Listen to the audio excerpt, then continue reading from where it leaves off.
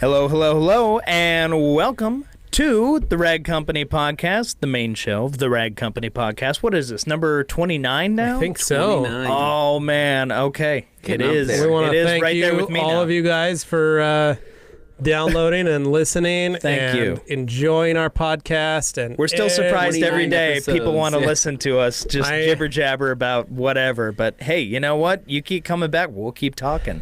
Yeah, I mean, we can go all out on these if we want to. I mean, But we could should start we? making They're just going to keep getting different weirder and weirder. podcasts about things that you might not know about. Be careful what you wish for. I thought you guys talked about microfiber towels and detailing Yeah. stuff. Yeah, why weird. we're, No, why not are we really. talking about sewing machines and crafts? Like, I don't know, guys. Crack, and it's like, thought whoa, you wanted us whoa, to. that's a Like- different... We're going to say that for episode 45. Oh, okay. Yeah. That's when things start going down the tubes. Weird life start hitting crisis. rock bottom. We all got things to say about that.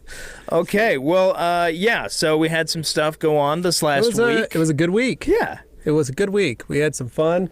I keep hearing an echo. I in the just feel like we've been so background. busy that the weeks are blurring. I feel like we were in Florida a couple days ago, but apparently that was almost a month ago now. Yeah, and in a It's- month we're going to be headed down to Colorado, Yeah, Right. Colorado in a month. Yeah. which is insane. Oh, I will say, because I know a lot of people tuning into this, yes, this is the next main show after the 10K Yeah. giveaway where we were talking Yes. about that. Oh, that's right. So we're not This going to is- do it. We're not going to do it right now. But at the This end, is the giveaway end episode. of this episode, stick through to the end. You will hear us announce the Don't winner. just, like, Hey, and don't then fast that forward. person- We know what you're yeah, doing right we now. know Hey, what you're stop- thinking right stop now. it. They're immediately. It's We just like, know that you're grabbing your finger and dragging it. Do not So what we should that. do is for like 5 seconds at the end of this, before we announce, we should just stare at the camera. you know what? For like we're not 5 even seconds, they're like, when we announce the winner, "Snap it's the not even spot." going to be part of this video. We're just going to drop the video of us announcing the winner Oh, boom. into this video. So you don't really know what part of it it's going to pop in. You I gotta say listen the to end, the whole but thing. you It might be 15 minutes and 47 seconds into it. I'm leaving that up to It Tim. might He's be editing our podcast now. 47 the videos, minutes so. and the madman. 27 Yeah. seconds. I'm going to let Tim decide He can where put it in right now. our He can put it in announcement right for now the as winner we're is. talking. Well, Yeah. I'd like him to put it at the end. You're going to have to fish around for it. Yeah, I like that idea, Dane. We don't want to just give it Maybe to it's Keep him. them at the working at it. 101 Too mark. easy. All right. Anyway, enough talking about talking. But Why we don't did have a get to good week. something We did have yeah. a good week. We had Dan Williams from Optimum in town. Mm-hmm. Now, he was visiting some of the local installers and stuff. He did come in town to hang out with us, but he also had actual work that needed done. As always, you think they And- like you, and then they Yeah. they do their work. Well, and we tried to get him on, but he is in India, He is. Right. living it up, Eating curry. eating lots of curry. I Yeah. heard they're looking for somebody to actually do like a year-long detailing thing over in India. That's interesting. Really? So I didn't hear that. Yeah, no, I saw Ivan post about that online. I just caught that in one of the Like the a- Optimum like a year-long- Facebook groups. Yeah, like a year-long training like position in residency, India. yeah. Oh, wow. I have no idea if they selected anybody. Brian so sorry said if he they has. already did that. I think but it's for expanding the whole Optimum line and Yeah. getting somebody there Should for send- we reference. should but send apparently Brian India is a very big market. Brian so Prescott would love that. Everybody let Brian Prescott Let know. everybody vote for Brian Prescott that he needs to move to India. Yeah, his All right. calling is in He's India. been talking about wanting to work for Optimum, so Well, I mean, I Just really saying. enjoyed watching the Darjeeling Limited. So for what that's worth, I like Wes Dane Anderson. leaves us for India to go sell Optimum products. Hold on. Dane, you're the prince of the rag company. Come back. Whoa. Back to Boise. All right, what are we doing in Boise? What happened this last week? I'm sure there. It was good. We had a lot of fun. So what did Dan come here for, though? Dan Right. was Yeah. here So he to came hang for- out, but he he came came for for- one big reason. One big reason was to set up a new distributor down here that is a local friend of ours, but he's going to set up a new dealer program, the new Optimum dealer program here, which he's better suited than some of the normal detailers because he sells out of his truck and he delivers on his truck. He's a jobber, and but he's been established in Boise for 30 years. He's been 40 doing years. it a while. Yeah. So he's got a very good reputation and good salesmanship, and so I think he'll do really well. But he came down for a couple days, mostly to get him up to speed. He came down to hang out with us for a day, and we just shot a ton of podcasts that you guys will be listening to. Those will be Dan. coming out over the course of the next week or two. And those will Trickle be 'em in. Yeah. those will be tag teamed with the Optimum Synergy podcast. So if you haven't started listening to that, you should probably go and check that out as well. It's a great podcast that Dan Tell him you heard does. about him from us. Yes, do. But the biggest thing was we kind of had a mini grand opening at the new Lupo Auto Spa, which is Matt's new shop. So Matt Ward, the guy who took over my old detail shop, Hawks Detail, is started a new detail shop, Lupo Auto Spa, with Drake Beaudry of Lupo Motors. Yep. We did some detox with Drake. Yep. Yeah. And so check out Drake on those detox and watch those. And you can kind of get to see what they're kind of doing, but they are really trying to create a high-end detailing salon here in Boise. It is going to be probably the highest end shop. Absolutely. Honestly, couldn't have picked a better guy. No, it's. And for those of you that are wondering, I don't have anything to do with Hawks anymore. And so that was kind of a weird. We talked about it that we'd basically be killing Hawks to. Well, not killing. You don't want to. Yeah. killing them. It's still a business. Yeah, it's still a business. There is the investors are running it, and our buddy Trevor is managing the shop, so that's great. But Trevor's a good kid. It was Matt and I not being affiliated with Hawks, so to speak, any longer. Yeah. So all the best to Trevor and everything he's going to do with Hawks, and I think he's bringing on a couple guys that are really good guys that I like. And he's tackling it head on. And he's awesome. going for it. He wants to make a mark, and I approve of everything he's doing. Yeah, absolutely. And so we're excited for Matt and everything he's going to be doing with Drake and the work they're going to be putting out. Because if you guys haven't been to Drake's place, he puts out some cool stuff. You've probably seen it in the back of some of our videos. Yeah, and pictures. Some of our videos and pictures, and we've done a lot of our Tao quick looks, at his place. And what's going to be really cool is that, going to a high-end auto spa or, a detailing area, it's going to be really cool to see other high-end cars around the car that you're bringing in or the car that you're taking to get pampered. It's going to be really cool seeing it surrounded by Ferraris, seeing it by high-end Porsches, seeing it by... Yeah, it really sets the mood. It really sets the mood. And it's not like a typical dealership either. No. Not at all. Not at all. That's what's cool. It's not like you're just at a dealership because waiting for a next thing. to that Lotus Evora is a Pinzgauer or like an old Land Rover forward control style truck. Like, really cool. He just picks what he likes that's interesting. And it's just, they're all there. Yeah. They're all just hanging out in the showroom. But they're all parked next to he makes it an environment where it's welcoming. It's kind of a place that you just want to hang around. It's going to be nice for the customers that want to drop off their cars and hang out, and they can walk around, look at some stuff.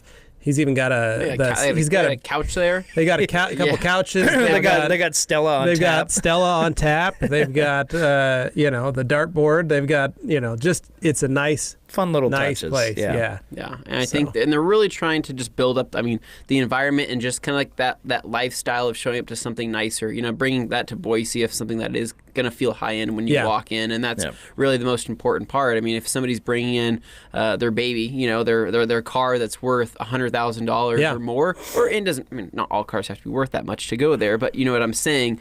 You want to feel assured that it's going to a good place. And I think how they're approaching it with all their social media interaction, everything they're posting, and then they've been doing obviously a great job. Just what Matt is doing in the social media posts. He's explaining the things he's doing. He's really, finally behind, in front of a camera and being more exposed because he's so talented and so good at what he does. Really the extra push of getting him out there into the detailing industry and the market, people are going to see how good he is. And he is active on Facebook and Instagram, and he's been on some big projects for some guys.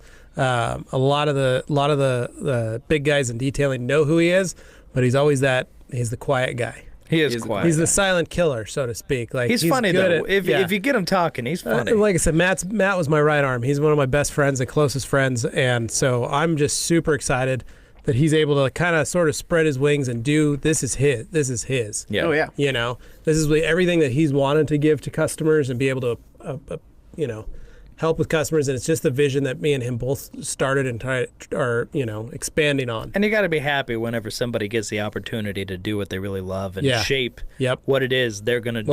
And he's able to do PPF career now, which he's been that's been a dream of his for the last few years, and he's been doing it on his own. Doing motorcycles and stuff on his own, just trying to learn it his own way. And it seemed like he was pretty good at it. Even so then he went and got some training and did the actual thing. And Mac, when he did the Optico training, was just surprised that this guy's pretty good. Picked it up so quick. He was like, "Well, I've been doing some on the side trying it myself. And so it was good to get that all.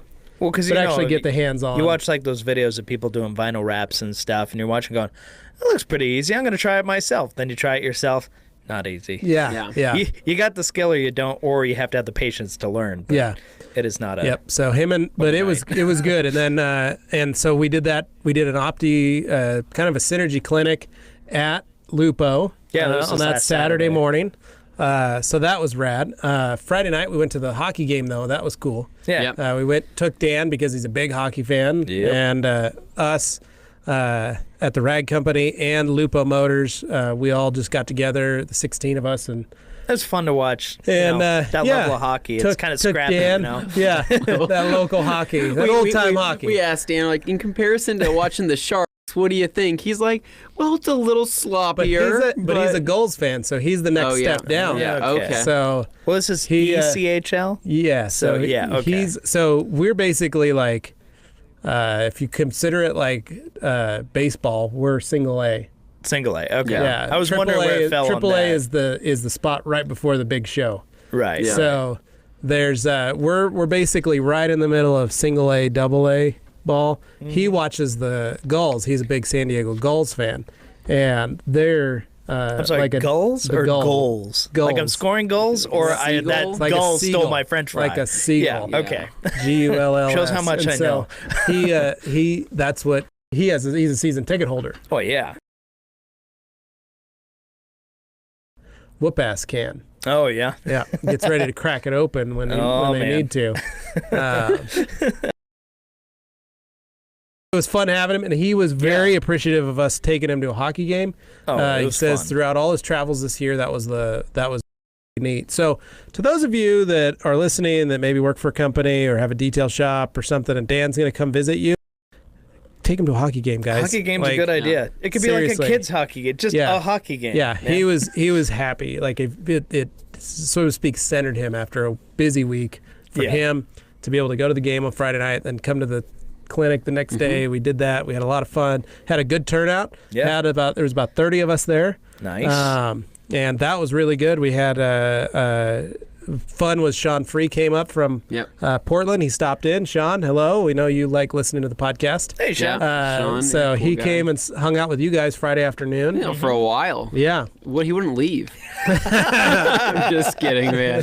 We're checking out some cool cars in the seriously, we were parking lot. closed and you wouldn't leave. I'm just kidding. No, Anthony called me and was like, what time we got to be at the hockey game? Sean wouldn't leave. No, I'm just kidding. No, we're just giving you crap. But no, it was cool seeing him stop in. Yeah. He got to go to the clinic and he was super pumped about that. He drove his rental car out, right? Yeah. And didn't you guys use that as a... Yeah, we did. We used the rental car. I was going to say it was that black Camry. We coated the hood. We cut and polished it and coated it, and then What a MDR. treat. We The coated rental the company front doesn't know what windshield. to do with that We now. coated the front windshield, so Nice. his drive back will be nice if it Oh, rains. yeah, those bugs are just gonna be skiing off the front of the car. The front of the car looks great. The rest of the car looks like crap.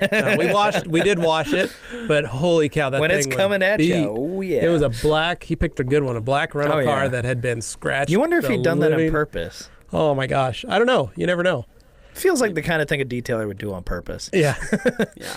Well, then that's another thing too. I mean, I'm not saying that if people out there wanting to practice on a car, pick up a rental car, you could practice on it. I mean, that's what Matt did when he went to. That's what they do at the OptiCoat headquarters. Yeah. Is they had him Just pick a understand rental your car that liability. had really hard curves. So he picked a Ford Edge and took that in and put a clear bra on the front clip of that. Yeah. So there's a bunch of these rental cars that are getting back with These They're showing up in high-end better shape. treatments, Yeah.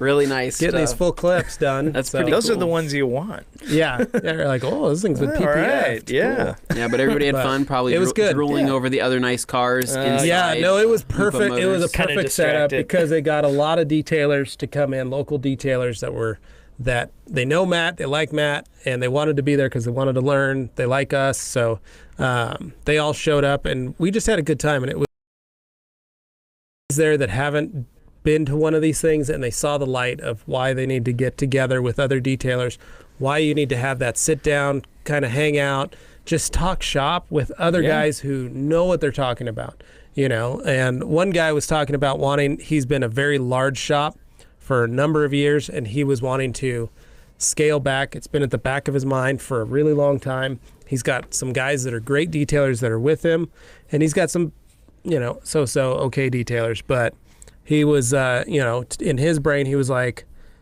two of his best guys came with him. They showed up. His other guy never showed.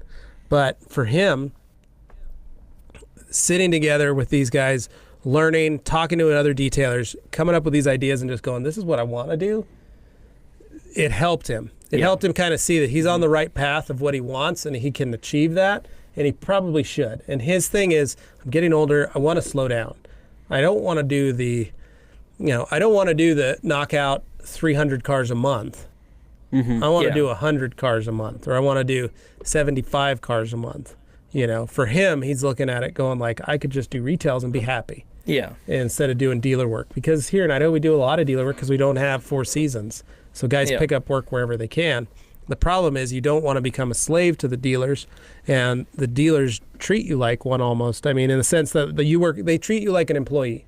You work for them. Yeah, you're just another employee. When you're an actual company that is providing a service to them.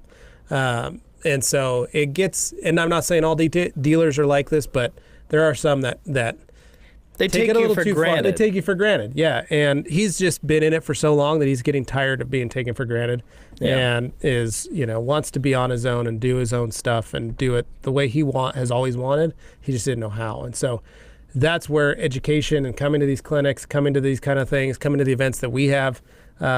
Is helping others, and there's tons of those in your guys' areas. Look for them. If there's those American Detailer garage meets, there's IDA meet and greets, there's all kinds of stuff that go on all over. And heck, if you haven't have one of those set up, set one up yourself. Have a barbecue with 4 or 5 other detailers that you're friends with. You guys all just get together and hang out and make your own. It might become a thing. Get to know each other. That was the one thing Dan was really surprised about. Was how well we all get along with all the different shops. Yeah, I wonder when he goes to some other towns if it's just like trying to keep a bunch of feral cats separated. You never know. But we had the egos just can't handle it, Yeah, and one day we had 3 different people show up to do podcasts with us from 3 different shops, and we were all hanging out, having a good time. Like basically in the lobby, like, oh, hey, how's it going? And everybody's nice to everybody. Yeah, and then everybody showed up at the clinic and had a great time, and it was nice because then you kind of knew some of the people, or at least and then it's not. Yeah. I hate the word competition because there's plenty of work out there for everybody. Yeah. People, a lot of times the ones who are kind of clever will find their niche within that stuff, and that's how they can kind of have a reliable clientele of like a particular niche that they appeal to. Like when it comes to a lot of that stuff, Brian he likes to go after kind of like the car culture crowd that's around here. He gets a lot of the online car people, and then in the case of Sydney, she has like that whole subdivision area that basically comes to her, which is awesome. Yeah, and it's a little different for everybody. Everybody's different, and there's plenty of work for all of them. Well, yeah, and then we had another detailer that showed up this morning, Chris at Dynamic, and he just showed up because he needed towels, but we saw him at the hockey game, and he was like, I thought I saw Matt and Dane and those guys, and I was like, oh yeah, they're right there, right above you, and he was like, I thought I saw them, I thought that was weird, but he was like, I'm going to try and get to the Optimum Clinic, I'm going to try, and he couldn't, he had his kids, and he was like, he was here this morning. But he showed up this morning, bought some products, and then just wanted to talk and ask how it was, what did I miss, what was going on, what did you guys do, and it's that same thing, it's getting everybody together. But he has a genuine interest. He wants to learn more. He wants to stay up on stuff. Well, he wants to know who attended and what and who's learning what, and and same thing. He's got 2 shops in this valley, and he's like, I'm not like I don't see anybody else's competition. Like there's so much work. Available for everybody. That is the one thing about Boise right now is, we're growing so rapidly here, and there is so many people. There's so many people. There's so many opportunities to build customers and build out work. I mean, there's no reason why any detailer here cannot be successful where the economy currently is for us, and how many people are moving out of state to here, and that's why nobody's fighting. That's why nobody's bickering. Everybody's happy. They're getting more work than what they need. And you got to look at it in the way we always say: a rising tide floats all boats. Right. Mm-hmm. And when you've got a lot of great detailers that are all akin to doing great work, it brings everybody's shop up. Yeah. And it helps fight against those guys that come in and try and undercut and try and provide a subpar service, and it stops those guys. I've seen some of those comments come in on like the IDA podcast we did and stuff. People who just don't get it. They look at it and they're mad. And what about the rest of us and all this? It's like, no, it's for everybody. But the rest of. I mean, I would love to talk a little bit about that and just the concept of understanding what it is they're trying to put out there, and it's not an us versus them kind of thing. Well, and I think they're guys that think because we have a platform that we instantly are above everybody. No, you can come get on this platform too. It's very like we didn't make the rules. You can just do whatever you can. Yeah, you can do whatever you want. Made this up, and then people started listening. It was. Yeah, and then we just reached out and invited all these people to join us. Turns out there's some people out there who decided to listen, and you're probably listening right now because of that. So awesome. Yeah, and we reached out to these heads of the companies and asked if we could do something like this, and they were very accepting of it. Yeah. And because we're part of an organization, we're able to reach out to those guys. Mm-hmm. And that's one of the key benefits. And in that podcast, all we kept talking about is that the joys of membership is the friendships that you create. It makes those guys that maybe you are already holding at a high pedestal, it makes those guys attainable. Yeah. You're able to get a hold of them because of that. Yep. You can say as an IDA member, can I talk to you? Or, hey, I found you on the IDA. You can make those connections. You and I have been making those connections on our IDA groups. You just find people that you know and you add them as a friend, just like Facebook. So if you haven't watched it yet, go back and watch that. I'll probably put it at the end of this video so people have another video to watch. That'll be one that follows. But it's definitely something we'd recommend to anybody because you have so many different of lifestyle detailers, business owners, and folks involved there. It's really interesting to see all these different perspectives and still coming together for a common cause. Well, and I look at it as I came from that situation of guys going like, how do I get a hold of these guys? How do I get to talk to these guys? How do I get to do this? Yes, it's taken me 20 years to get to that point where I can, like Prentice St. Clair in that podcast with us.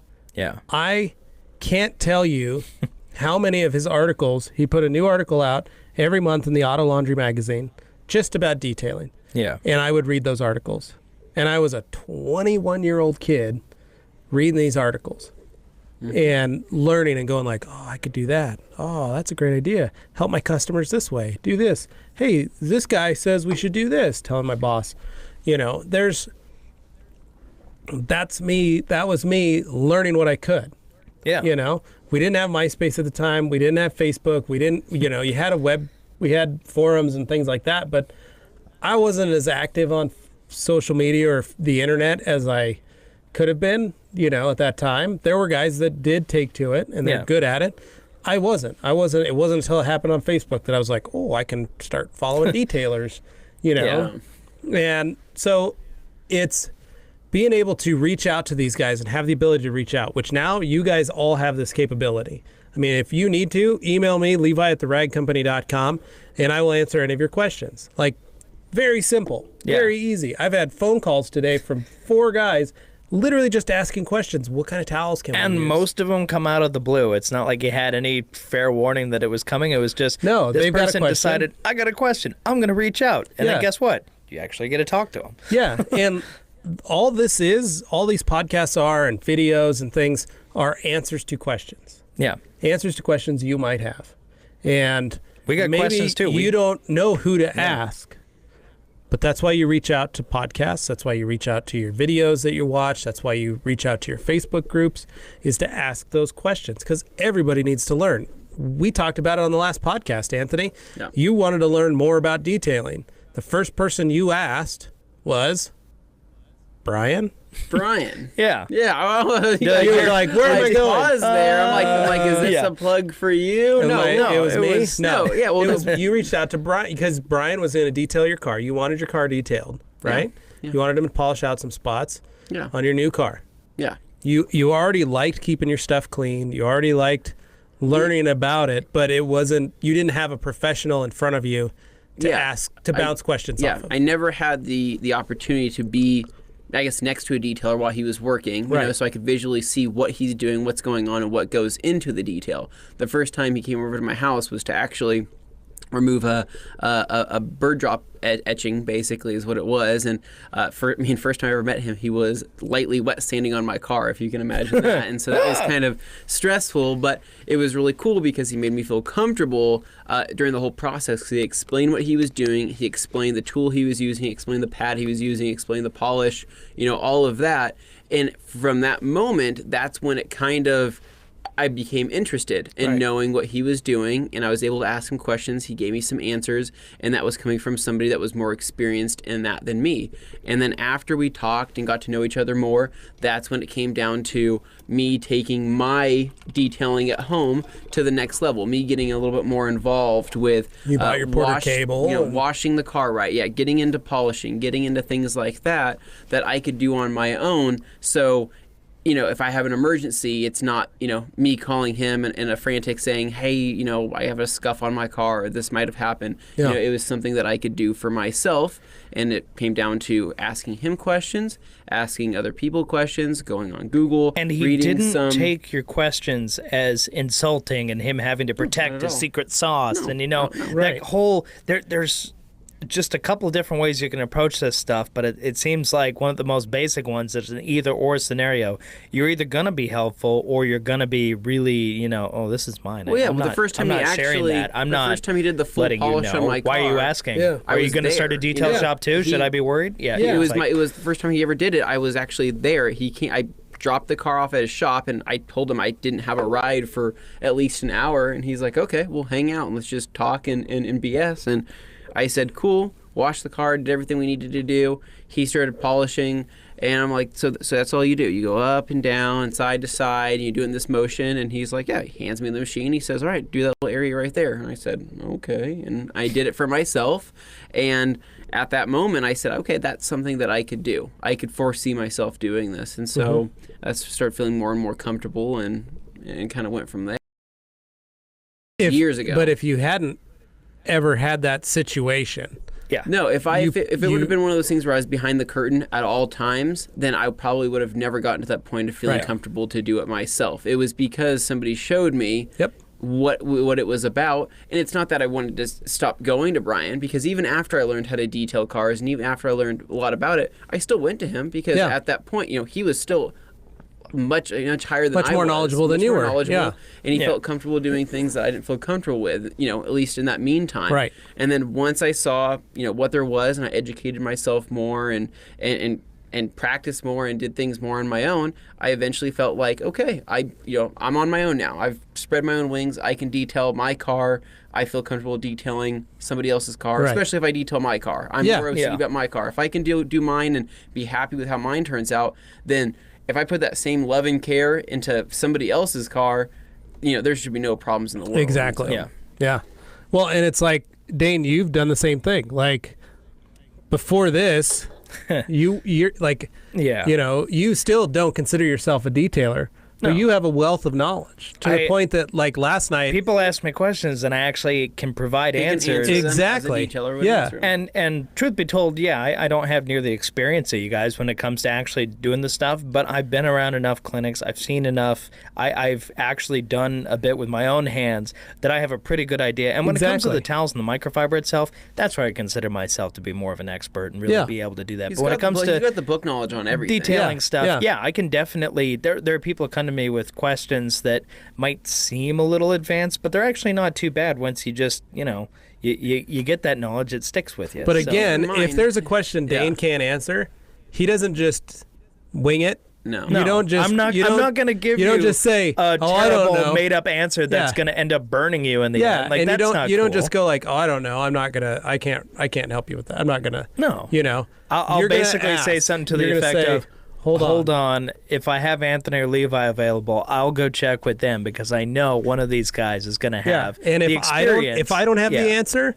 I ask somebody else. Yeah. And I say, well, that's a good question, Dane. Let me see. Because every once in a while, you get one that you've never once considered, and it's just a weirdo scenario somebody ended up with. Keep in mind, too, Dane has edited our videos with some of the biggest detailing names in the world, and he has sat there for hours replaying clips, watching clips over and over again. So that's the thing. I've definitely learned from some of the.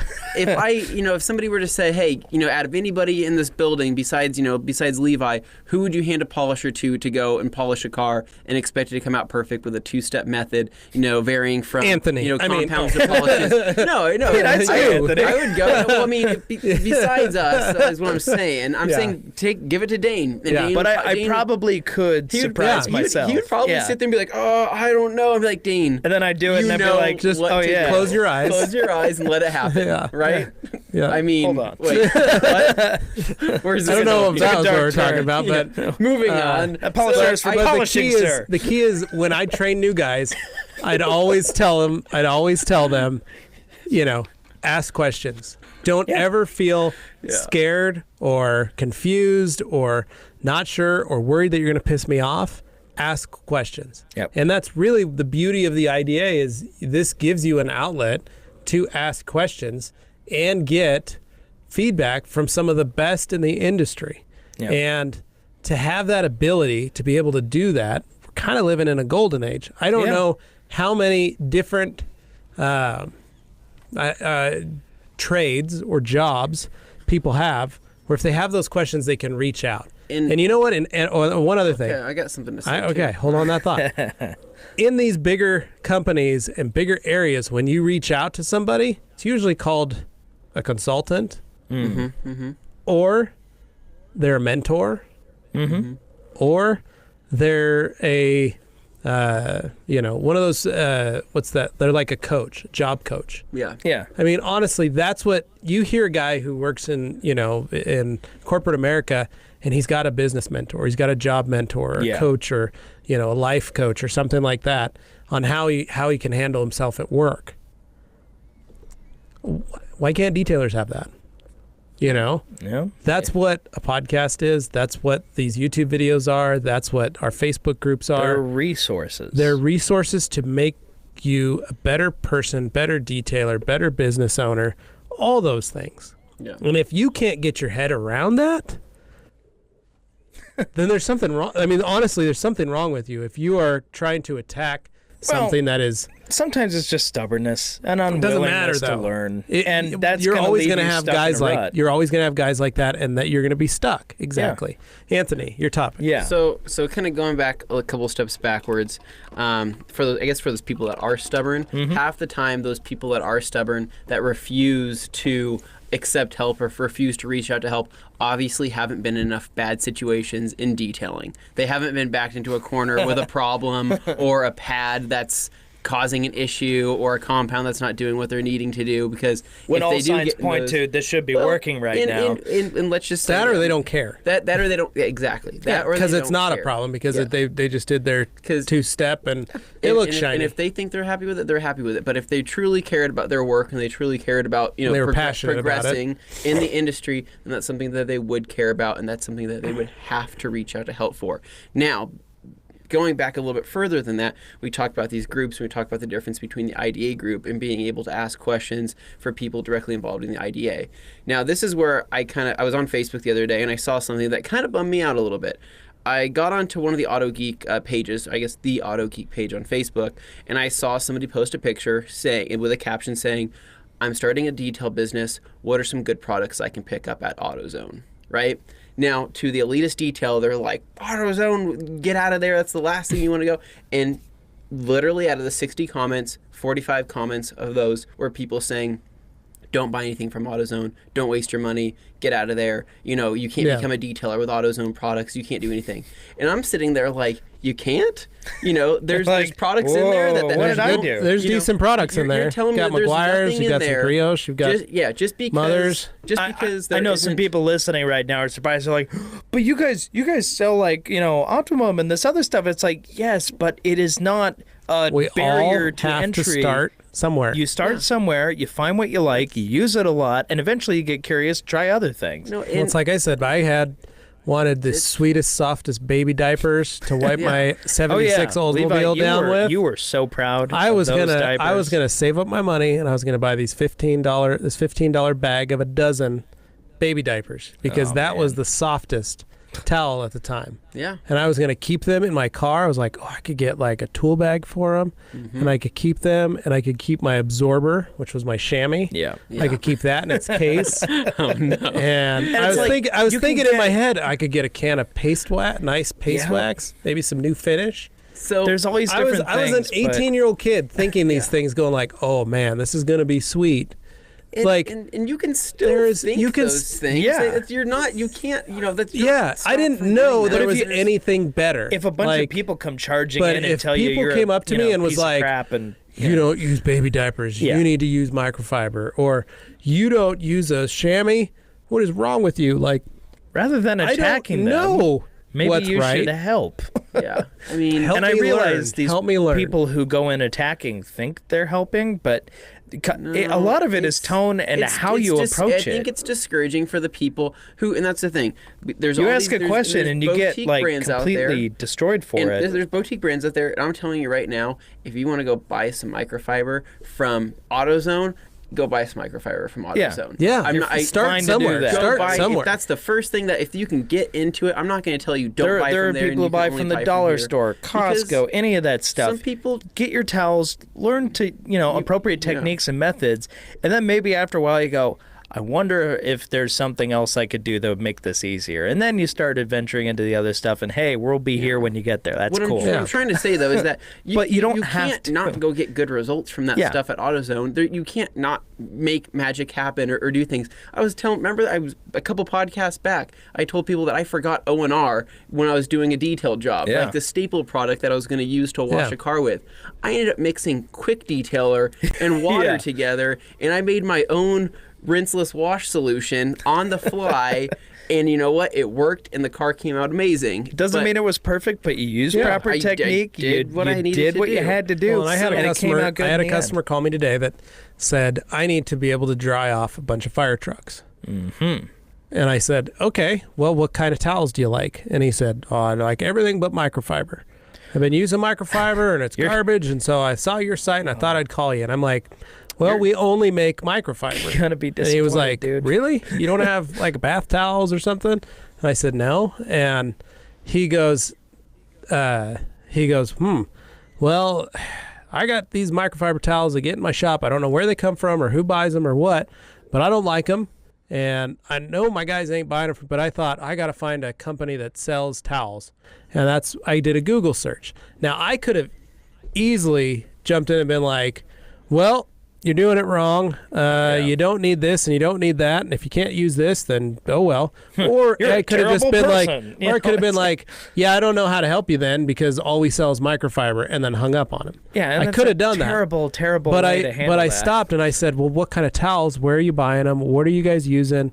Tell me what you need. What do you need? Context makes. And he was like, difference. I just need to dry off my fire trucks, and I need to be able to buy a lot of them for a cheap price. Mm-hmm. And so I said, all right, well, we've got a bunch of different options, and there's a bunch of different types of towels. And he said, my biggest complaint is microfiber doesn't absorb water. And I said, what? But I said, I know. yeah, but I was like, well, that's a common misconception because microfiber actually absorbs 7 to 10 times its own weight in water. And he was like, you could hear him just quiet on the other. He's like, really? I was like, more than cotton. Cotton absorbs 1 to 3 times. And he goes, oh. Time to show him my what is microfiber video. Yeah. But he was like, okay, so what do you got? And I gave him 5 options. Mm-hmm. And he said, all right, I'll take a look at them. Yeah. And that was how we ended the conversation. I took his name, his address, his phone number, and said, if you find a towel you like and you want, you need some more info, I'd be happy to help you with it. Yeah. And I asked him, what's your ideal size? What's your ideal thickness? What kind of weave do you like? And he said, I don't like fluffies, and I don't like the cardboard towels. And I was like, I don't know what that means, but okay. Definitely not cardboard. So I just told him, here's what I can help you with. And I gave him some prices, and I showed him on our site how we can buy wholesale, how you can do it. And I offered, I said, buy a couple singles, get one of each of these, buy them, test them out, see what you like. If you like those, call me back and we'll set you up and get you a wholesale site. And he was a captain at a station. Just needed to dry some fire trucks. He's got a job to do. So, but he didn't know. And I don't think he knew that he was calling a microfiber manufacturer. No. You know, I think he just said, I need some towels, and looked up towels, and it happened to be us. So the key is that there is still a ton of people that don't know they don't know anything about detailing. They don't know anything about microfiber. Or they have one bad experience with something that carries a certain name like microfiber, but there's so many different kinds. Who knows? This guy might have bought an entirely bad experience could be really isolated in the grand scheme of things. He could have had a 100% polyester towel, and that's what he thought was microfiber. Doesn't absorb. Well, 100% polyester has a hard time absorbing, But it's just like that kid. But he doesn't know that. He doesn't know. The education he doesn't is what know. Sets that apart from right. just being disappointed and going away frustrated. Well, and our goal is to teach them. And if I was a detail shop and he would have called me at a detail shop and said, hey, I need to figure out how to dry these trucks, and I'm washing my trucks and all that, I could have been the detailer's like, you shouldn't even be touching your trucks. You're going to be scratching them. Oh, you ought to have me do it. Like, no, that's not the attitude to have. The attitude is, cool, let me help you figure this out. Yeah. Yeah. And be that friend. You know, the more that you can educate and be that friend to that person, it comes back. The better it is. And it's not even the point that it comes back. It's just, it does. But you can really also just not being a dick. Put more good energy out in the world. It's not a bad thing. Yeah. Is that the worst thing? Oh no, you were nice to somebody and helpful. Well, and again, going back to us being local. Yeah. My detailers here could have easily been, well, I don't want to be here because so and so's here. Ugh. Like, and that does happen. But that's what I like about us is that only the people that care about detailing, care about their quality, care about their shops, care about what's going on, were there yesterday or this weekend. They showed up. Yeah. You know, the guys that couldn't care less or think it's them against the entire world. Yeah. Or they're smarter than everybody else, or I'm the best detailer, I don't need any of this. You know, like, okay, that gets you really usually far. If you tout you're the best detailer, right off the top, you're not the best. I'm not going to lie. When somebody says that to me, because we go to lots of different stuff, when somebody comes up to you and says, I'm the best detailer, you automatically, you don't want to say you think less of them, but that's usually like a clue where you're just like, okay, this person has an inflated sense of self. Maybe it's justified, maybe it's not. But by them telling me right here, right now, that's already kind of a red flag. So if you can, keep it cool and just, ask good questions and have a little humility. It's not the worst thing, but be willing to learn. And if somebody tells you something you already knew, you don't have to say like, well, I'm the best. I already knew that. There's a way to frame it that makes it more palatable for those around you. And you may actually end up having a better experience as a detailer if everybody around you doesn't hate your guts. Yeah. Modest is honest. There you go. Yeah. No, is that the wrong term for this, or might not? That's a term, but that is a term, but not the term. But like, I look at it as like people may look at me and go, "Oh man, Levi knows a lot." I don't know a lot. I'm not a good I'm not the greatest detailer in the world. I'm not the best. There are a lot of guys that are way better than me, and I've always said that Matt, who's under me, who I trained, is a better detailer than I'll ever be. And, I look at it going down to Puerto Rico in May with Rupes as one of their guest trainers. Mm-hmm. I'm like, I need to learn everything I can from Jason when we're down there and when we go visit and when I'm down there. Mm-hmm. Because I don't know everything. Yeah, you'll have fun, but at the same time, but it's to me, I don't know everything. But they ask you for a reason, and it's because a lot of it, the skills can be taught, the products can be taught, all that stuff. But in terms of just personality types and people being approachable and being helpful and kind, there's not. There's a lot of those people out there, but there's not a ton of them. And especially in some industries, it seems like it's a little harder to find those guys than others. But when it comes to detailing, they asked you for a reason. Right. They could have asked other people, maybe people with more years of experience, maybe more whatever skill that they're looking for, something like that. But they asked you. So clearly there was a reason for that. Right. Yeah. And again, it goes back to just how are you with helping people, period. Yeah. Even like going back all the way back to before Thanksgiving with our gratitude, when we talked about gratitude, it's like, just be humble, just be thankful, and try and help and teach others. As Kendrick Lamar says, sit down, be humble. Yes. Shout out. Kendrick Lamar. Love your stuff, dude. Anyway, well, yeah, but just being humble. I agree. Well, and I look it's at, going to go a lot further, and keeping an open mind on everything. Yeah. If somebody came up to me and said that they were the best at anything, right, and they were about to provide a service for me, you have now just set a very high bar. Yeah. And I'm going to be picky about it, because if that's not the best, then I'm going to say something and I'm going to be upset.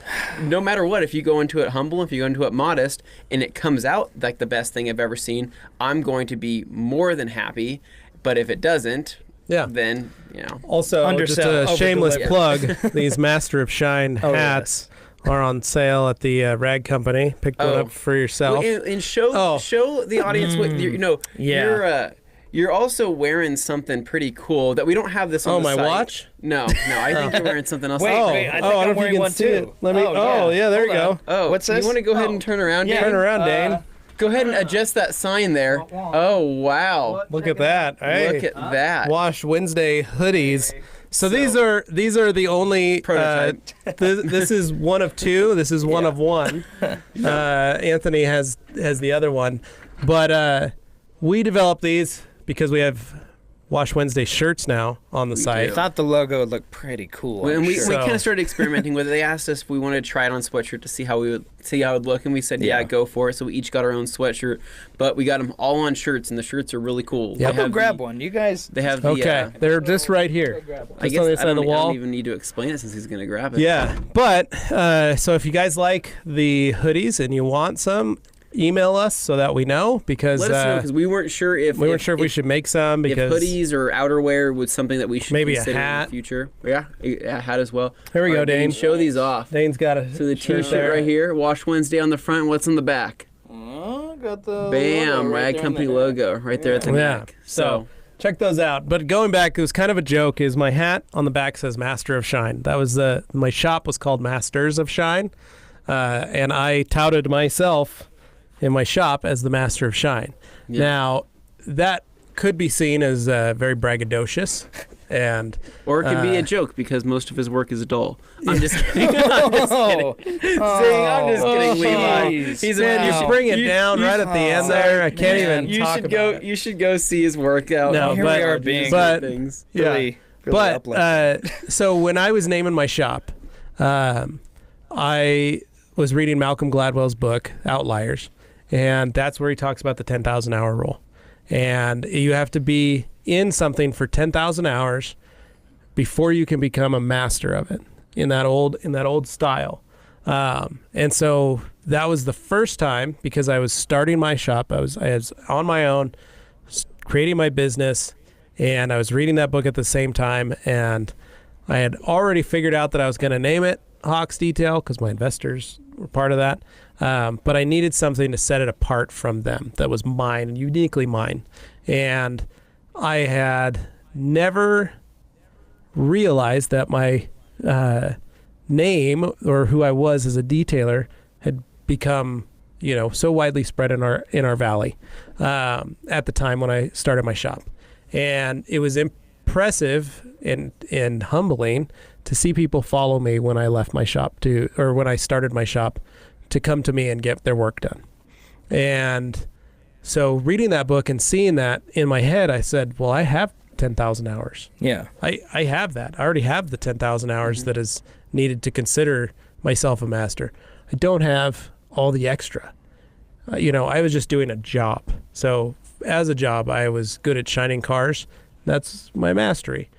But running a business, helping others, teaching others, learning products, learning equipment, I didn't have that. Yeah. And that's what I set out to do.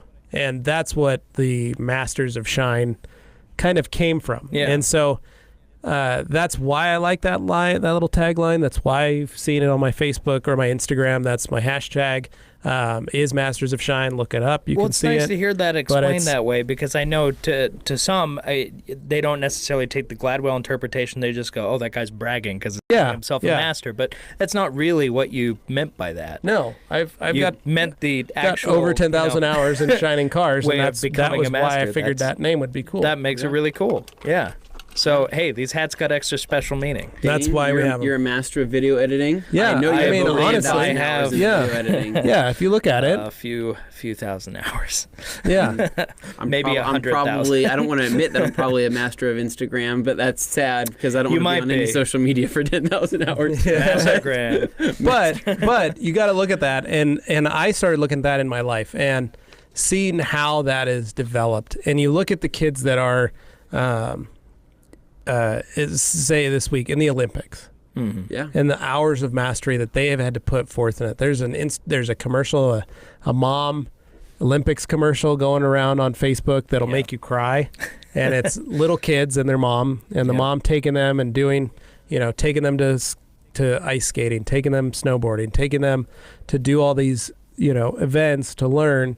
And then it shows the kids the next year and the next year and 5 years later and 6 years later. Yeah. And then the kids trying and failing and trying and failing and trying and failing. And then they make it and they're in the Olympics. Yeah. They finally got to go to the Olympics, and maybe they podium at the Olympics, And it's looking at that and going, those kids have 10,000 hours in what they've been doing because they've been doing it since they were little. Hardly anybody's a savant right out of the gate. You got to practice and you got to fail a lot before you get good. Well, and I'll tell you, it is scary when they are a savant because it's freaky to go, holy cow. Like you see the ability for someone to pick it up and get it good, but there is a savant, there is a fine tune of that. For that. Yeah. Like my daughter, we didn't teach her how to read. She taught herself how to read. Impressive. That's her superpower with her autism. And she just picked it up. She taught herself. She learned sounds, learned all that stuff. And it wasn't like we weren't teaching her, but we didn't set out to teach her. We were trying to teach her alphabet. She took it pretty far beyond what you guys were. Yeah. She was able do. to process the alphabet and figure out the sounds and figure out all that stuff just from a few little tidbits from us, which was crazy. Now, we try that exact same thing with my son. He's smart. He's not that smart. Like he doesn't. Yeah. Well, he's so cute though. Yeah, well, I mean, don't give me math cute. problems, just sit but there I'll and be take. cute, dog. You're gonna get through life just fine. Yeah, but you look at, but I can take both kids and set them down and try and do the same thing with Augie. He's not going to get it. Right. I do that with Hadley. She's got it down. No problem. But she has difficulty in other areas. Sure. And I think that's typical for all of us. Yeah. I'm really good at polishing cars. Yeah. And that's not bragging, that's a fact. I'm good at it. It's the only thing that's ever made me money for most of my life until I've started working here and doing this. But it's because of all those years of doing that allows me to do this. Yeah, you wouldn't be here if you hadn't already been doing that polishing and the other stuff. Exactly. Everything was a step to get you to where you're going. So. All my info that I have is just gleaned from 20 years of me doing this or listening and learning from people who are greater and better at it than I am, asking those questions. Well, how did you get this? How did you do that? How did you get here? How did you do this thing? How did you make this happen? And that's all it is. And you've got to remember that detailing is everything else in life. It's raising kids. Who do I ask about questions about raising kids? Other parents. Yeah. Older You'll parents. Get a million different answers. I ask your parents. I'll bring up a question, and your mom will give me topics on how she got you off the slides when you were little. Oh yeah. Dane, it's time to go. Like, Dane, get out of there. Get out of the tube. I just have a need for the visceral having too much fun. Don't you stop it. If I wasn't doing this, I'd be doing downhill luge right now. Yeah. but it's learning. We do this through all our life. We ask questions that we don't have the answers to. We usually ask someone who does. So why can't we do that with detailers? And why do those guys that are so hung up on it can't ask those questions or feel that they are not, it's beneath them? Right. That's all. I just don't understand it. If you're going to do it with the rest of your life. And by the other side of that token, there's people who are afraid to ask questions and afraid to, seem like, oh no, I asked a question, therefore I'm somehow majorly inferior to the person I'm asking questions of. And it's not true not at that all. Either, yeah. Asking questions is a sign of intelligence because it shows you're willing to gather more information as opposed to shutting yourself off from it. Exactly. So, Good on you for asking questions, people. Yeah, keep up asking questions. Yeah, please keep doing it. Try and make yourself better at everything. So, did you do anything? You bled your brakes on your Evo this weekend. Wow, stiff segue. Here we go. Wow. Boom. Transition. Right. Holy Back to crap. the Evo. Wasn't expecting that. No, this weekend. I dig myself out of that hole. We were getting deep. Man. Hey, it was good. I think they like it. I did a couple things, but no, one thing I was in this upcoming week. I was preparing to do a full clutch job on my car, and that was something I was going to do with a couple friends. It was going to be a fun kind of like day of working on cars. I was going to be doing a paint correction on one of their cars. They were going to be working on mine, and we're going to be kind of jumping back and forth and helping out. And for some people that don't know, when doing a clutch job on an Evo, the whole entire subframe, the entire bottom of the car has to completely come out, which is just absolutely insane. You're putting this on your 2-post lift in your garage? I need a 2-post lift. I mean, someday you'll get to Adam's garage. Yeah, I know. Hopefully. But it's one of those jobs, it's really far too deep and in depth for a Mitsubishi. I'm like, it shouldn't be that hard. A Ferrari. Why do we have to do this much work? And there's so many little intricate things. And it's the Evo's a little more than just a regular Lancer, though. So it's a complicated thing. It's kind of like the Elantra. It is. Well, it's a lot like that. It is. It's very similar. I have to disconnect the subframe too. But if you were to look at it from underneath, you wouldn't. Good thing. That's why That's why I chose an automatic over a stick. So I didn't have to replace the clutch. Well, the faster shifting, of course. Yeah, of course. So, you could really get some comments going if you say, well, everybody knows automatics are faster now. Yeah. Transmissions are bulletproof on the Elantra. Realistically, it shifts better than I ever could. Yeah. I had a kid that told me that when we were in high school. And he was like, my dad brought home a Corvette from the dealership, C5. And I was like, oh, that's cool.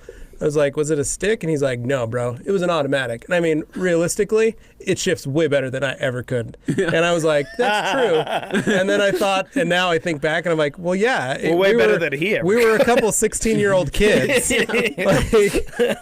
We were not savants in this. He's like, my dad let me drive it around the block. I'm like, that's pretty awesome. It's so luxurious, it shifts for you. Yeah. But basically, so that's something I was planning on doing this weekend. This upcoming weekend, but this last weekend, I had the guys come over and we did one more little test run to see if it really truly was a clutch job needed, because my clutch wasn't slipping. Really, I was just having an issue with the engagement of getting into first and getting into reverse and having the car. And you bought all the parts already. So I'm just throw that out there, whether it's true or not. You already bought all the parts. Just one last thing where they wanted to bleed the clutch, see if there was any difference, and maybe see if it was a fluid problem rather than a mechanical problem. We did the whole thing. It kind of seemed like it helped for a second, but it turned out it didn't really do anything at all. It was just probably like a mental thing. So I'm still going to have to do the clutch. I'm not going to be doing it this upcoming weekend because we were working over the weekend and it was cold. Yeah. It was 30-something degrees, and it was fluctuating between snow and then like gale force winds. Yeah. There was tumbleweeds the size of me tumbling down my it got windy. So really windy. I was like, I don't like work. We were actually talking about this. Working on cars in the cold. I'm one of those guys. I get really bad circulation in my hands, and once my hands get cold, they stiffen up and they are very slow to react, and they're slow to do things. It's me every day. And they don't do what I want them to do. So I say that I hate working on things in the cold. I don't mind it when it's hot out. If it was summertime, the worst thing that happens is you have sweat dripping in your eyes when you're laying on your back working on a car. And then you end up smearing grease on yourself, and you're like, I think I'm done with that. Oh, yeah. And it's like, great. It's everywhere. That's why you guys don't wear bandanas? I'm not cool enough to wear a bandana. Sorry. I've never worn a bandana. But I'll fold one for you. I do have what I did pick up, though. It's going to come to work rocking one. I absolutely love. I picked up one Some of old MySpace photos of me with my bandanas on. I do have a MySpace photo back in the day. So, you know those mechanic suits? Well, they're not mechanic. I guess they're a mechanic suit, but I went to the old Army Navy store, right? They have these coveralls, basically. Anthony knows what's up. You go to the Army Navy store, you can find awesome stuff. We got body bags at ours. If you have an Army surplus store, what are you doing with those? Well, you just buy them if you need them. They also have shovels. Yeah, but that's besides the point. Moving on. Yeah, they're like $13. If you want. Don't think about it. I'll get you one. Just moving on. I'll get you one for your birthday. I'd really like it if you didn't get me one. And so whenever I'm working on my car, I just throw on my jumpsuit and I'll wear basketball shorts, a t-shirt, my normal attire, but then I work on the car. Does it have Air Force tags and stuff? Do you use it for other things? For what other things? I don't know. Pretending to be in the Air Force? Yeah. No. That's kind of a bad idea. You Stolen throw on some. No, I'm not. lightly. No, not in public. Oh, I'm just saying at home. here I'm getting very serious. Like, why would you? Anthony, what are you doing? Yeah, my girlfriend Just dressing calls up me like Maverick. sometimes. I have a Nice, helmet. man. Oh, no. Anyways, this got weird. But that's what I did. You guys did that. Smart idea. You had the Yeah. clinic. Dane, what did you do this weekend? Wait, you started something today. Whoa, What did you okay. start? What did I start today? You started doing something. You started eating some food. Oh well, Oh, yeah, no, yeah, that's what I boy. was starting was that keto diet we were talking about. Welcome. Yeah, Everybody's Dane. doing keto I now, can't so wait. I just got to can't get wait on till board, next right? week. Yeah. Well, yeah. So next week I'll probably come in here like kind of pale looking, really just sickly, sad, turning Wanting inside carbs. out. So is that the yeah. day we bring donuts in and eat while we're sitting here? That's cruel, man. Okay, no, I Dane can't. doesn't like sweets. have these That's, that's the right. thing. But he Yeah, does like I'm donuts. weird. I'm not. I don't have a sweet tooth. Like some people got the sweet. I gotta have candy or I gotta Me. have ice Me. cream. I'm not. Me. I'm not that person. Yeah, but you eat donuts and pastries and I'll stuff. have that stuff, he'll but I like- don't go out of my way to get it. That's He what the raises on it. measure. It's true. To And I me, have to that's the watch measure him of somebody take who's truly. small bites, and it's sad. Yeah, He sits at 'cause his. He'll sit there and he'll. You're like he'll me. nurse- we engulf things. Dude, we just he'll inhale. nurse them. on a donut for like 8 hours, and I look at him and I say, Dane, if you don't finish that donut, I think I'm I gonna eat have. that I donut. think I have Well, a problem in that I spend most of my day like fasting unintentionally. Somehow I still Yeah, he stay does this his own big. intermittent fasting. It's not really planned. So it's like I keto's go gonna through work the entire perfect day for him. focused on what I'm doing, Yeah. and then at the end I go, "Oh, I should have had lunch." And then when I get home at night, it's like have a big, super high carb, high calorie meal, and then I just go Fall asleep. nothing until the following. When I But that's eventually get home That's late and I intermittent have- fasting in and of itself. Yeah. Almost Only like problem is it's not the right kind, and I just keep getting bigger. So I gotta turn this around. So keto is gonna try and help me. That's right. Bring That's it right. back down. That's And good. then I'm not a psycho. I'm not gonna stay on keto after I need to.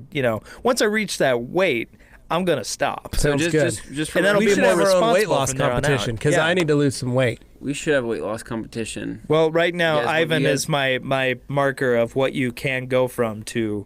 Dude, that's Big. yeah. Yeah. No, That's literally, I awesome. don't know if Ivan, if you're listening to this, you're not listening to this, shout out to you for being Yeah. consistent and staying with it. That was Yeah. inspirational. And looking the way you do now. Like it's been what, just a little less than a year. Yeah. And he looks like a completely Same different with person. Graham Love. Graham's Yeah. Graham's lost like 70 pounds, I think. half Graham, the you probably person did they more used than to that, be. but Yeah. and they've been on it for about a year now, a little over a year, and they've lost a ton of weight. Yeah. It's been And crazy. And I know some people get concerned about rapid weight loss, but that's kind of how this works. Is basically it's pretty quick compared to some other methods. And yeah, you gotta watch yourself. Make sure you're getting. I'm taking a multivitamin. That Definitely kind of wanna thing, get your making sure nutrients that in. Yeah. you're Absolutely. still. Well, I got my covering thyroid yourself. medicine jacked up. I brought it up even more, so hoping that I know this is like hot pill symbiosis, talk for the people listening. I'm going to be able but- to bring it down a little bit Yeah. just on that. Yeah. Levi's But- like, I'm getting a little crazy today Oh, as he man. chases his thyroid medication with With his a Pepsi. Pepsi. He's like, And then when he guys, leaves, he's gonna drive an Elantra home. That's all Holy water, guys. Look out! No. This guy is. Hey, this guy's. so the Elantra out got of some. line. The Elantra got some love Oh, yesterday. what? Okay. I detailed the interior of it. Oh. So it was nice and sunny out yesterday, and I was like, man, I got to get that car cleaned up.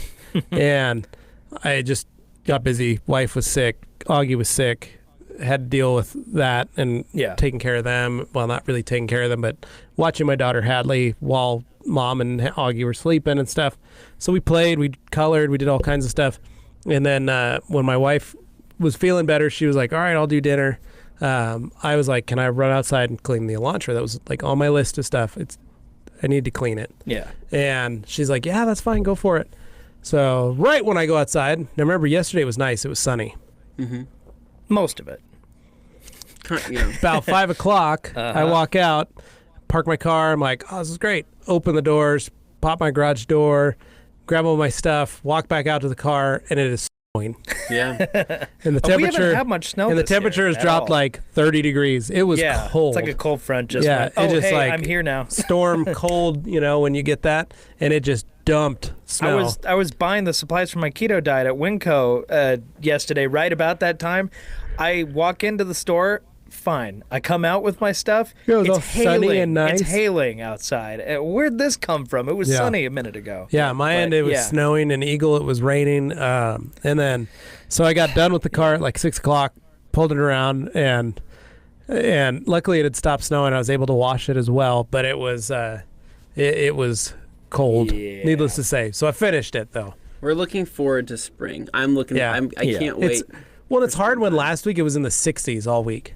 It really, Sunny and 60s, like nice. Like Anthony was wearing shorts every day. Oh wait, you wear shorts every day anyway. It doesn't matter if it's the dead of winter; he's still doing it. Yeah, I'm that guy that wears the shorts every day. I know. But no, it was good though. So I got that stuff accomplished. So I couldn't be left out. I saw your post on the mitts, and I was like, I need to do something. Yeah, cars. Yeah, so. Yeah, exactly. Yeah, no, I actually what I did, I cleaned up my wheels using the IK sprayer. Nice. And that was really nice. I got to use a cool brush that I really, really liked. It was a fun brush, and probably share more about that later. But right, may have a little more to talk about that. I will say though, when it comes to the IK sprayers, those things have just been an awesome. Yeah, experience. I use mine. Having those out there, and I put O&R in it, and then I sprayed my seat with it, pumped it up, sprayed my seat. Yeah, you could do the took our. No, I didn't even foam. It's a multi-sprayer with O&R. Okay. I just used O&R on my seats. Took the carpet brush that we have and just scrubbed my seats real quick, and then went over them with a microfiber towel just to get like that little layer of grunge off the seats, just a little bit of dirt. The coverage of that spray, like the coverage that you get from using that sprayer on O&R, I feel so much better about using that over a hand sprayer. Oh yeah. And I mean, because I pump it, I spray it, and I'm able to see that it has enough pressure to knock dirt off the surface of something. If it's on like my car or if it's on the wheels or whatever it is, it has enough pressure to do that. But it also has such even coverage that I feel comfortable behind the technology of O&R, right behind the polymers, to do their work. Because you're not missing something. I can see complete coverage. I'm not spot spraying. I'm getting a nice fan, or I'm getting a nice whatever setting I have it on a stream that's covering everything.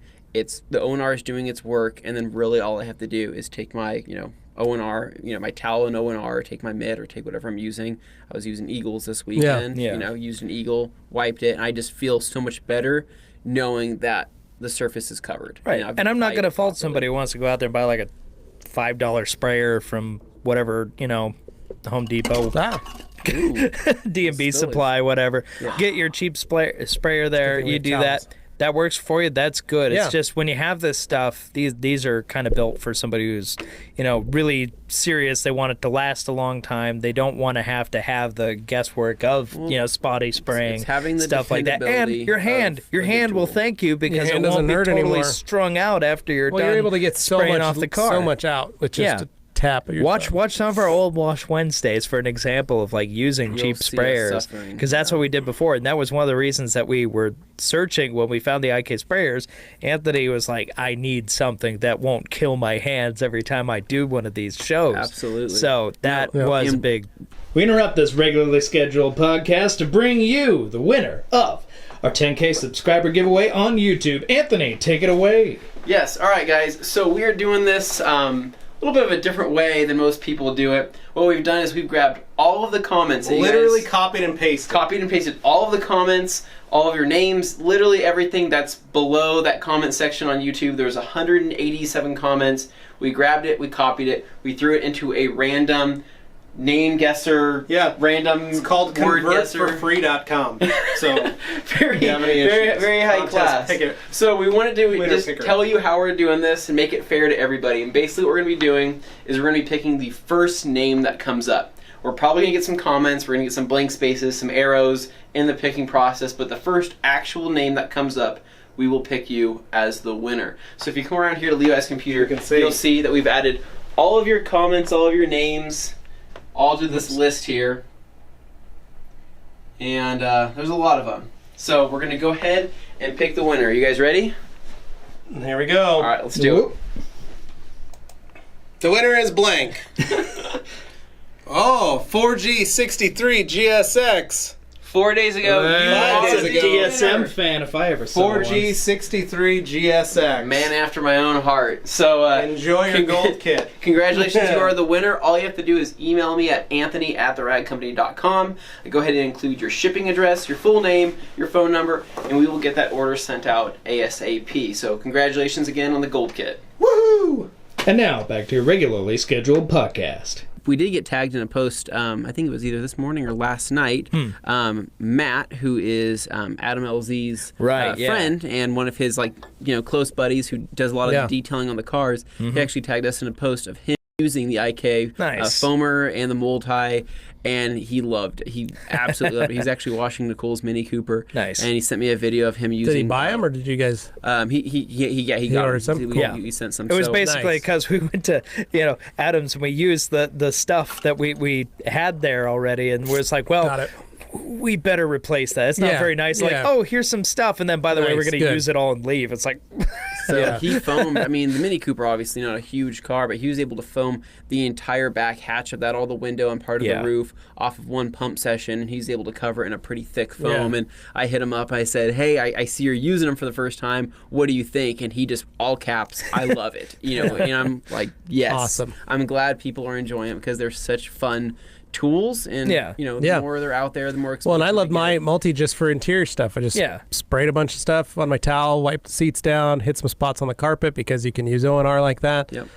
Sprayed out my cup holders, cleaned everything up there, had my horsehair brush, scrubbed everything. Hit your dash, you can do everything with it. I just wiped everything down, wiped the headliner down and some spots, and just the car needed cleaned, and it was great having that instead of a spray bottle to do this, which I've done for 20 years, and it's just destroyed my tendons. Your knuckles and tendons are just, they're shot now. Yeah. So so anything to take the edge off. I'm actually really excited to use. I can't wait to use the 1.5 this summer. I really want to use it on a really bad interior carpet. I can't wait till I can find somebody with a carpet that's just absolutely haggard, and I would love to put some diluted power clean, like 10-to-1 in it, and do a foam and let it sit. We'll probably make a video out of that. Just go to the junkyard across the street. We should. And spray it on it. I know it sounds crazy. I normally am not the biggest fan of cleaning interiors, but I want to use that dry foam setting, and I want to use that. And we've kind of played around with it on interiors, on seats and stuff, but I want to use it on something that's really dirty. That'll be fun. But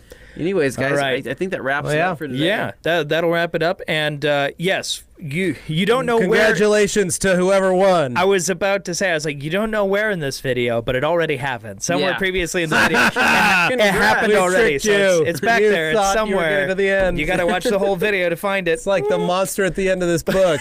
But you'll find it. Name will be written out on the screen. You'll see if you won. Just shoot us a Gold message. pack, man. Just enjoy. Actually, probably better than shooting us a message. Just email Anthony. Send Anthony an email. Anthony@theragcompany.com saying, "Hey, I'm the guy who has this username on YouTube. I won. Here's my shipping address." Emails from other we're gonna get a bunch of emails now. Why do I get an email from Levi at the Rag Company? Right. Basically, leave a comment saying that you're the winner as your profile, and then we'll take it from there just to confirm. Hit me up, and I'll verify that. We'll run it through. So anyway, that clears that up. Congratulations on your gold pack, whoever you are. And till next week, this is us saying, keep it clean. See you guys.